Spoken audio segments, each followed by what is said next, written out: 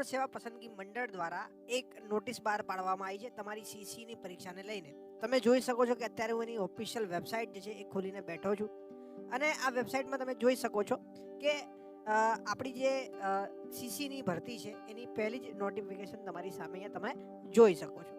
અહીંયા તમને આ નોટિફિકેશનની અંદર કહેવામાં આવ્યું છે શું તો ભાઈ આ લોકોએ એમની એક મોક ટેસ્ટ જે છે એ જાહેર કરી છે. મોક ટેસ્ટ એટલા માટે છે કે તમે લોકો આનાથી ફેમિલિયર થઈ જાઓ. તમે જોશો તો તમારી સામે આવું એક પીડીએફ જે છે આવશે. એની અંદર એ લોકો એમની લિંક આપેલી છે કે ગ્રુપ એ અને ગ્રુપ બી ની જે 1 તારીખથી પરીક્ષા થવાની છે બરોબર, એની મોક ટેસ્ટ જે તમે આપી શકો છો. 10 મિનિટનો એનો સમયગાળો છે અને આ સમયગાળાની અંદર તમે જે છે આ ટેસ્ટ આપી શકો છો. હવે તમે આ ટેસ્ટ આપવા માંગતા હો તો આ પીડીએફ તમને એની ઓફિશિયલ વેબસાઇટ પરથી મળી જશે.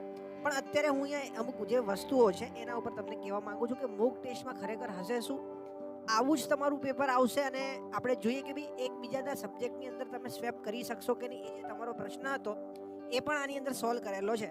તો સૌથી પહેલા જે છે અહીંયા જે લિંક છે એના પર હું આ રીતે ક્લિક કરું છું તો આ રીતે ઇન્ટરફેસ આવશે. આ ઇન્ટરફેસ આપણે અગાઉ ચર્ચા કરી છે દોસ્તો. અહીંયા તમારો સિસ્ટમ નંબર હશે એટલે કે તમને જે કોમ્પ્યુટર અલોટ કરવામાં આવ્યું હશે એ હશે. અહીંયા તમારો ત્યાં ફોટો પાડવામાં આવશે બાયોમેટ્રિક સમય. એ ફોટો જે છે અહીંયા તમારો લાગેલો હશે બરોબર છે. હવે વાત કરીએ તો અહીંયા તમને અહીંયા તમારો રોલ નંબર અથવા તો રજિસ્ટ્રેશન નંબર જે પણ આપેલો હોય એ ઓટોમેટિકલી ફિલ હશે. અહીંયા તમારે અહીંયા છે ને ડેટ ઓફ બર્થ નાખવાની આવશે. જેમ કે તમારી ડેટ ઓફ બર્થ કંઈ પણ હોય એ તમે અહીંયા આ રીતે ફિલ કરી શકો છો બરોબર. અને પછી જેવું સાઇન ઇન પર ક્લિક કરશો એટલે તમારી સામે આવી એક ઇન્સ્ટ્રક્શન ખુલી જશે. આ ઇન્સ્ટ્રક્શન તમારે ધ્યાનથી વાંચવાની છે. જેમ કે અહીંયા શું કીધું પહેલાં તો પરીક્ષાની કુલ અવધિ જે છે 10 મિનિટ છે. તમારી ત્યાં ઓબ્વિયસલી છે 60 મિનિટ રહેવાની છે. અને અહીંયા જે છે તમને ઘડિયાળ ઉપર સર્વર આપવામાં આવશે. સ્ક્રીનની જમણી બાજુએ પ્રદર્શિત થશે એટલે આ ટાઈપ પર ટાઈમિંગ આવશે. હું તમને બતાવું છું.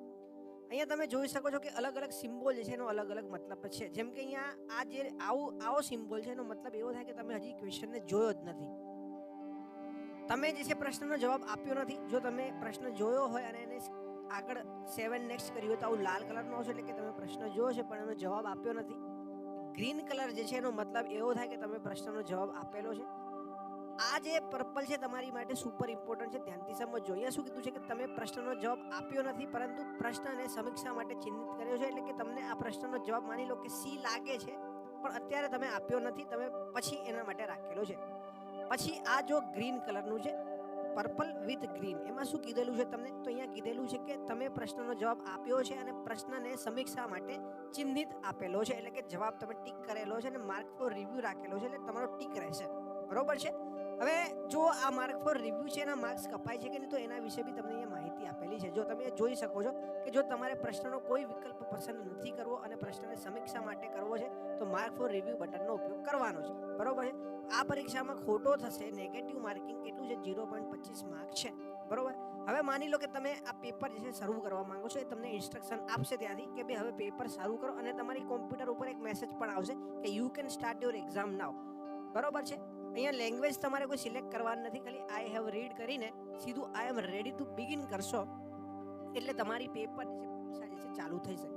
જો આ પ્રકારનું સેમ ઇન્ટરફેસ આવશે તમે જોઈ શકો છો કે માની લો કે રીઝનિંગ છે 8, 16, 26 અને 38 આ રીતે તમને સમય આપ્યો છે. હવે માની લો કે આની અંદર તમને એવું લાગે છે કે આની અંદર મારો સાચો જવાબ જે છે શું હોઈ શકે તો મને રેન્ડમલી તમે જોઈ શકો છો કે તમે કોઈ પણ જવાબ ટીક કરી શકો છો. માની લો કે તમને સાચો જવાબ લાગે છે 56 તો આ ટીક કર્યો, આ તમારો જવાબ ટીક થઈ ગયો. હવે આને સેવ અને નેક્સ્ટ જે છે ખાસ તમારે કરવાનું છે. સેવ નેક્સ્ટ કરશો એટલે જો એ રેડ હતું ને ગ્રીન થઈ ગયું. શું થઈ ગયું? ગ્રીન. એટલે એનો મતલબ કે તમે જવાબ જે છે ટીક કરી નાખ્યો છે. બેંકનો કોડ CCOM આપેલો છે અને ક્લર્કનો પૂછેલો છે બરોબર છે. તો તમને એવું લાગે છે કે ભાઈ આનો સાચો જવાબ જે છે કોઈ પણ હોઈ શકે બરોબર. જેમ કે આ N વાળો જવાબ હોઈ શકે તો મેં એને ટીક કર્યો. હવે માની લો કે તમને આ પેપર જે છે આ એવું લાગ્યું કે ના મને એવું લાગે છે કે આ C જવાબ છે ને સાચો નથી, D છે તો તમે D કરી શકો છો.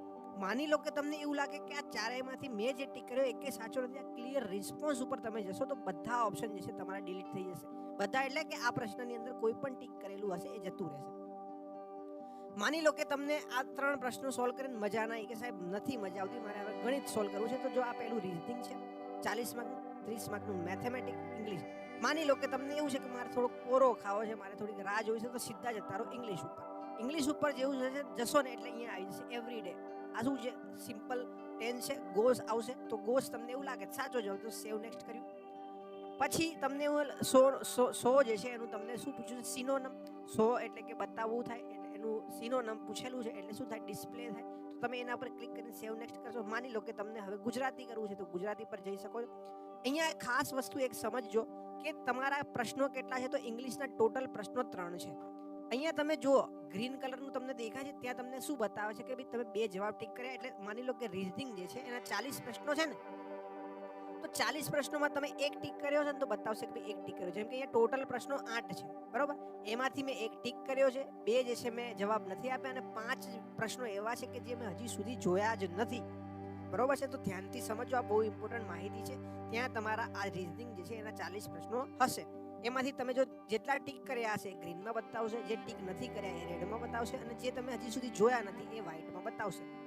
અહીંયા તમારો સમય ચાલતો હશે. હવે બધા પરીક્ષા માટે સેમ સમય છે, સમજજો. તમને એવું નહીં આપે કે રીઝનિંગ માટે 15 મિનિટ, ગણિત માટે 25 મિનિટ. એ લોકો તમને કોઈ પણ વસ્તુ ડિવાઈડ કરીને નહીં આપે. તમારે તમારી મન મરજી હોય એટલો સમય હરેક વિષયને તમારી મરજી પ્રમાણે આપવાનો. અહીંયા ટાઈમર જે છે કોન્સ્ટન્ટ ચાલતું હશે ને એ રિવર્સમાં ચાલશે, યાદ રાખજો. 7 મિનિટ હતી આગળ આપણે શરૂ કર્યું ત્યારે 10 મિનિટ હતી, હવે 7 મિનિટ રહી છે. તો એક એક ટાઈમિંગ ધીમે ધીમે શું થાય છે ઓછો થતો જાય છે. હવે માની લો કે તમારે જે છે આ પેપર જે છે પૂરું થઈ ગયું છે, તો આ પેપર જે છે પૂરું થાય તો તમે સબમિટ કરશો ને તો તમારું પેપર સબમિટ થઈ જશે. સબમિટ થશે ને એટલે તમને બતાવશે કે ભાઈ રીઝનિંગના કેટલા ક્વેશ્ચન હતા, 8 ક્વેશ્ચન.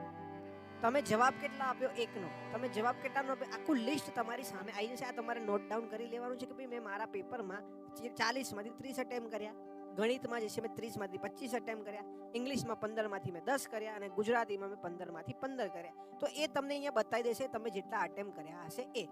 અહીંયા તમારું પેપર પૂરું થાય. આ સબમિટનું બટન જે છે તમે પરીક્ષામાં સબમિટ નહીં કરી શકો ભલે તમારું 1 કલાક પહેલા પેપર પૂરું થાય. એ 1 કલાક થશે એટલે ઓટોમેટિકલી તમારું પેપર જે છે દોસ્તો સબમિટ થઈ જશે. ઠીક છે, તો આ જે છે ઓફિશિયલ એ લોકોએ ઇન્ટરફેસ આપેલો હતો, એની મેં ચર્ચા કરી કે તમે એનાથી ફેમિલિયર થાવ, આવનારી પરીક્ષા આપવા જાઓ તો તમને નવું કંઈ ન લાગે. ઠીક છે, તો આઈ હોપ કે આ ઇન્ફોર્મેશન તમને મદદરૂપ થઈ હશે. જો તમને આ વિડીયો ગમ્યો હોય દોસ્તો તો જરૂરથી જે છે આને લાઈક કરજો.